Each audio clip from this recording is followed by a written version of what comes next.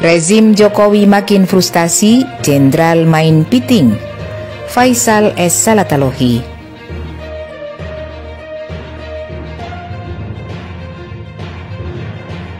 Negara tampaknya makin jengkel dan frustasi menghadapi kerasnya penolakan warga Pulau Rempang yang tidak ikhlas tanah mereka dirampas pemerintah untuk kepentingan investasi asing Cina.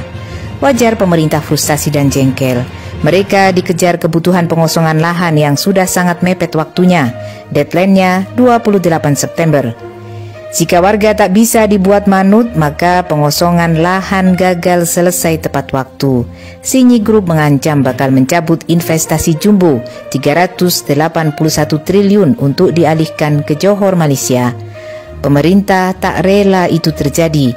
Dengan cara apapun, pemerintah akan ngotot memaksa rakyat tunduk, termasuk meninggikan ancaman dan eskalasi penindasan terhadap warga.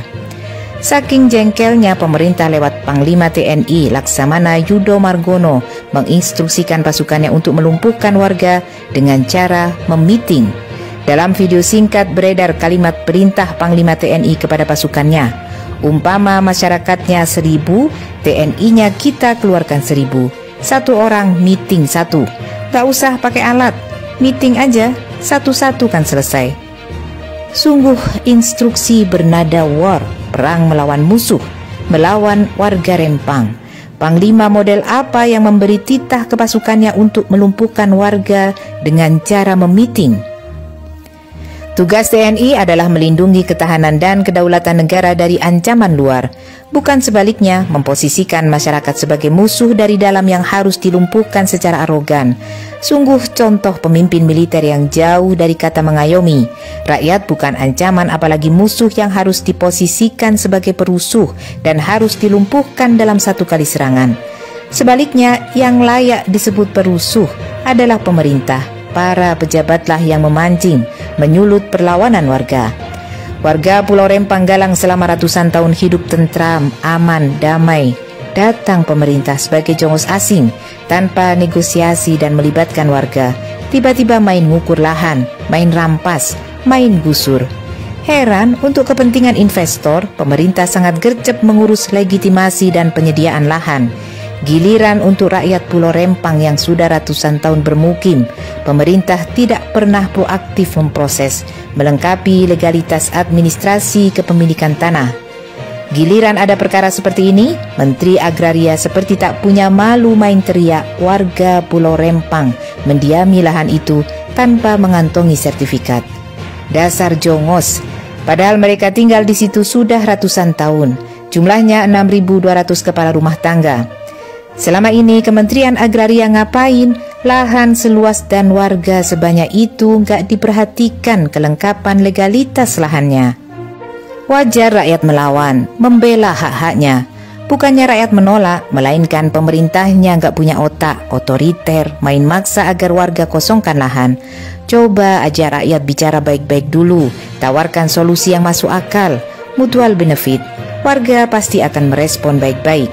Rakyat adat Melayu di 16 kampung tua bukannya menolak. Silakan bawa investor dan lakukan pengembangan industrialisasi. Tapi pemukiman warga jangan digusur. Sesuai kesepakatan MOU 2004, perkampungan warga bebas dari penggusuran. Ingat Pak Jenderal, sebesar apapun nada ancaman yang diberikan, main piting sekalipun, perlawanan rakyat takkan surut. Eskalasi perlawanan warga saat ini bukan sekedar perihal menolak relokasi, melainkan telah berkembang menjadi isu suku dan agama. Judulnya, Masyarakat Adat Melayu Islam Menolak Relokasi. Bahkan sudah keluar ultimatum 16 kampung tua Melayu. Apapun yang terjadi, mereka akan tetap bertahan. Mereka tidak akan mau pindah meskipun harus mati terkubur dengan cara apapun. Itu tanah ulayat yang menjadi tanggung jawab mereka untuk menjaganya. Ingat Pak Jenderal, orang yang mempertahankan gak peduli lagi dengan nyawanya. Pak Jenderal mungkin lupa, sesuai Undang-Undang Nomor 34 Tahun 2004, TNI mengadopsi prinsip hankam rata sebagai sistem pertahanan yang bersifat semesta, di mana melibatkan seluruh warga negara.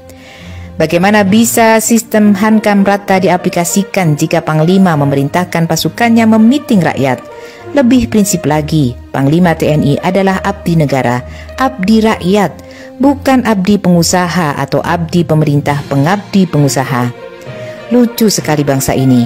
Pasukan bersenjata disiapkan menumpas warga yang dinilai memberontak. Selain polisi, ribuan TNI bergerak, piting warga. Betapa serius, gagah berani menghadapi rakyat sendiri, tetapi loyo dan banci menghadapi KKB Papua.